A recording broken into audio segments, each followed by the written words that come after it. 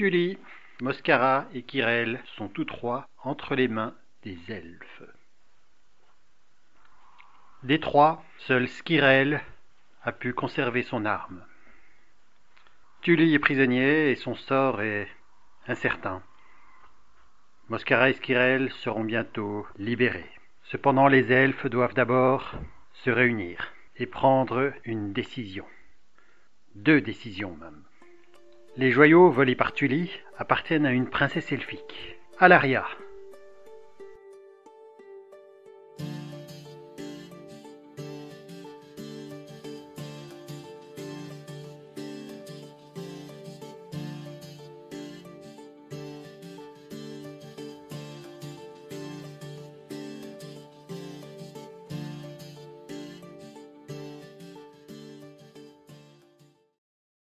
La fille du seigneur de Haute-Cour, Teriatis.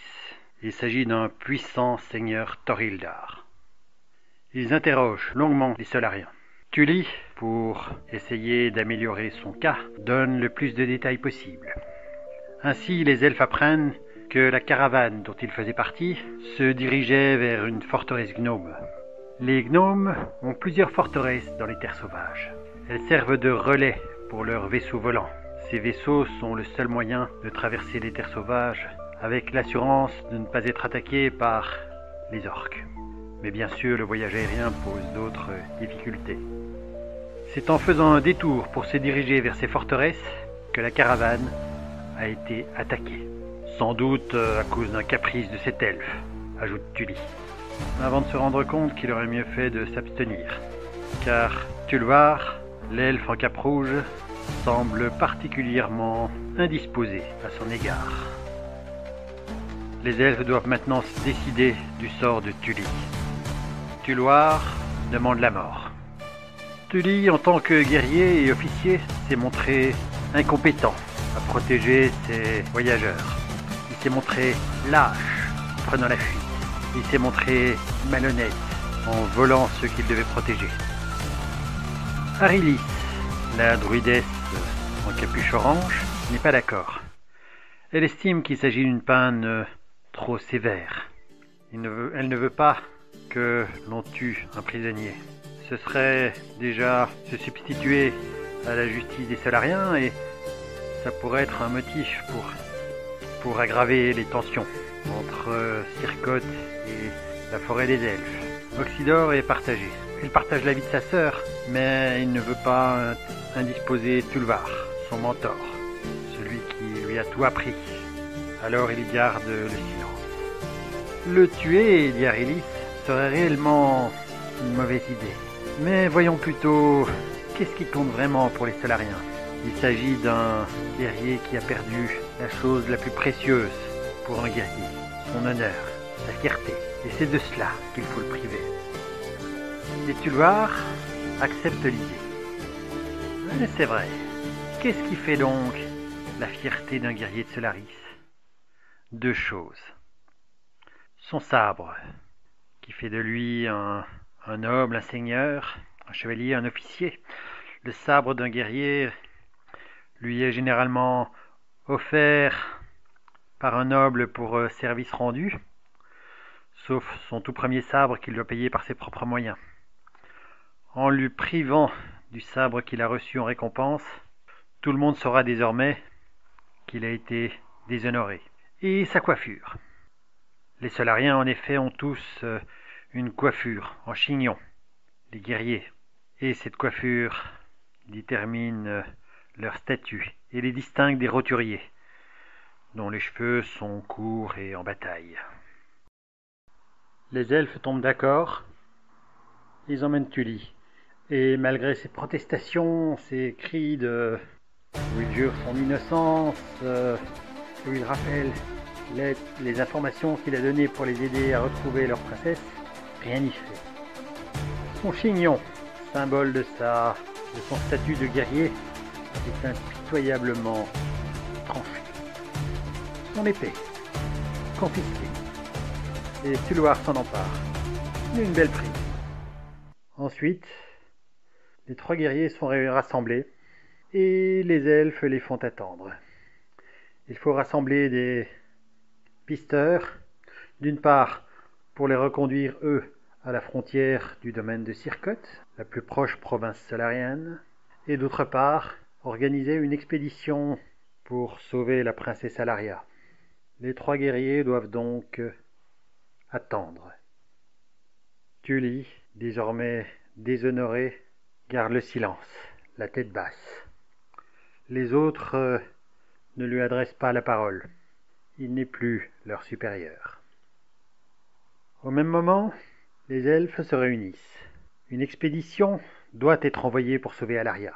Tuloir est le plus puissant des guerriers présents en ce moment, mais il ne peut pas la commander, car ce serait laisser la forêt sans protection en cas d'attaque solarienne. Et ça fait quelque temps déjà que les troupes d'Asvorbak le dépravé, prince de Sircotte, patrouillent dans les alentours, dans l'espoir de capturer un elfe et de le revendre pour satisfaire les appétits lubriques de leur maître et surtout de l'empereur de Solaris.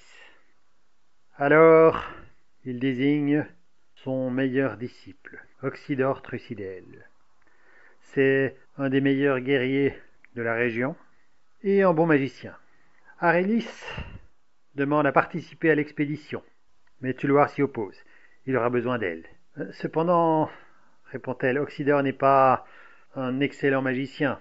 Il se débrouille, mais pour une expédition de cette importance, il aura besoin d'un soutien magique plus puissant. Moi aussi, répond Tuloir, j'aurai besoin d'un soutien magique si les Solariens nous attaquent à nouveau. C'est décidé. Oxydore, tu es capable de te débrouiller, n'est-ce pas? Oxydore, bien sûr, ne se permettrait pas de contrarier son aîné. Alors il acquiesce. Bien, prends 10 elfes parmi ceux que tu as formés et allez-y. Nous te faisons confiance. C'est l'honneur d'Iril Ranor qui repose sur tes épaules. Oxydore hoche la tête. Il va rassembler ses guerriers.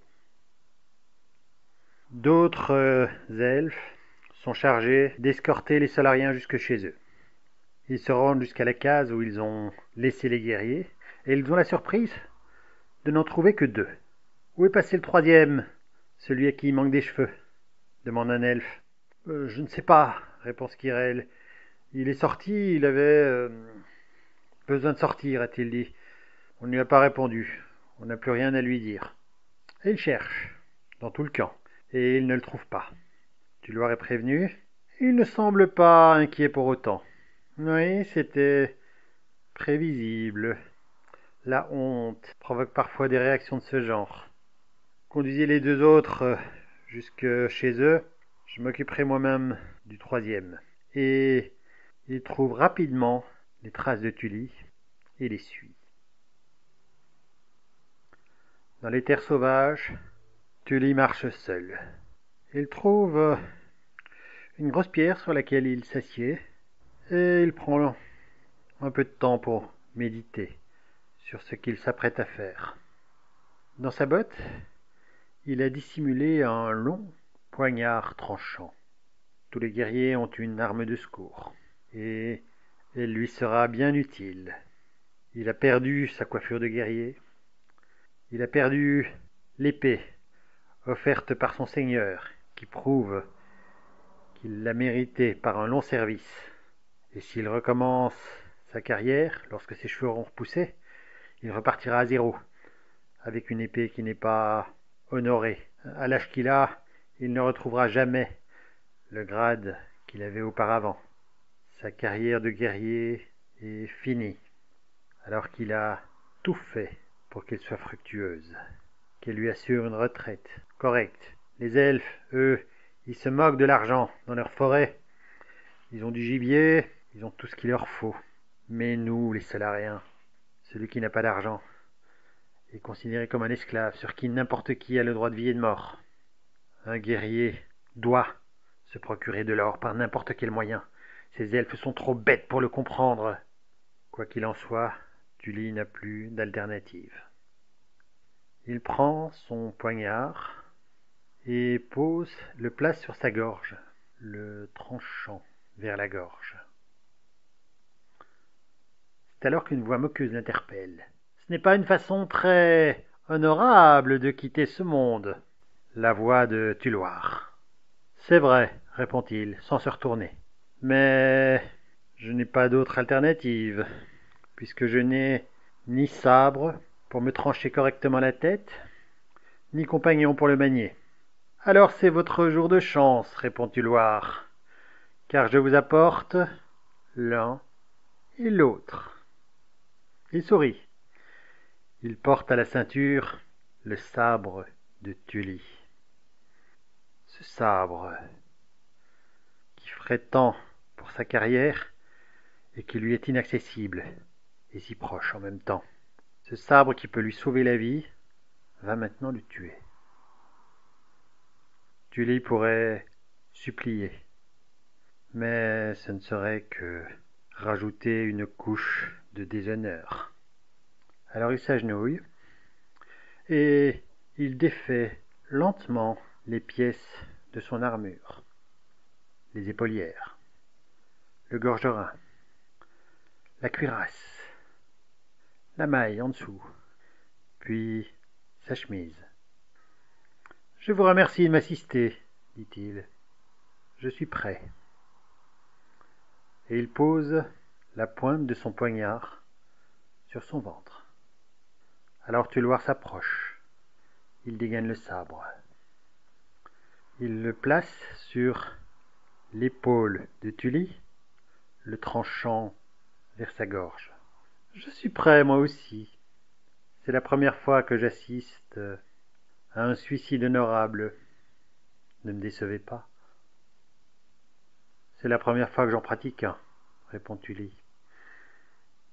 Il prend la poignée de son poignard des deux mains et l'enfonce, lentement, dans son ventre, en serrant les dents pour ne pas crier, car chaque cri est un petit déshonneur.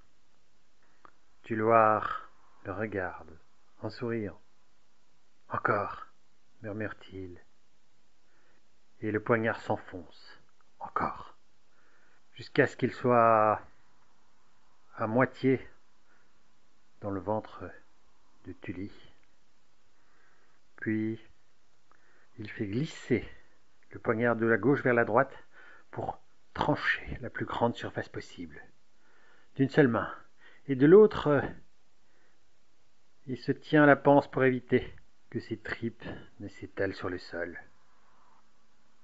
Tuloir hoche la tête d'un air approbateur. Mais la souffrance de Tully est maintenant insoutenable.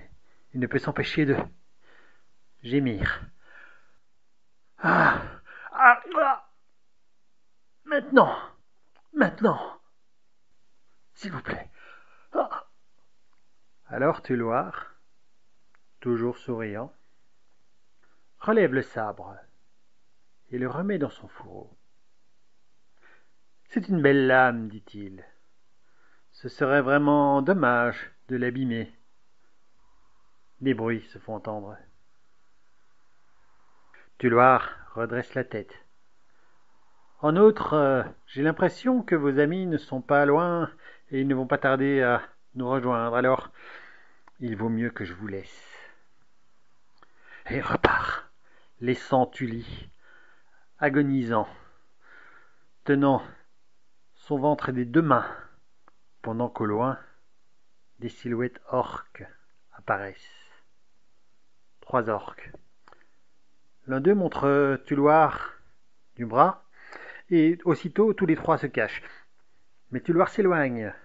Alors, ils s'enhardissent, redressent la tête, et ils aperçoivent, avec stupéfaction, Tully, le ventre ouvert, se tenant toujours, les tripes, qui commencent à déborder. C'est idiot.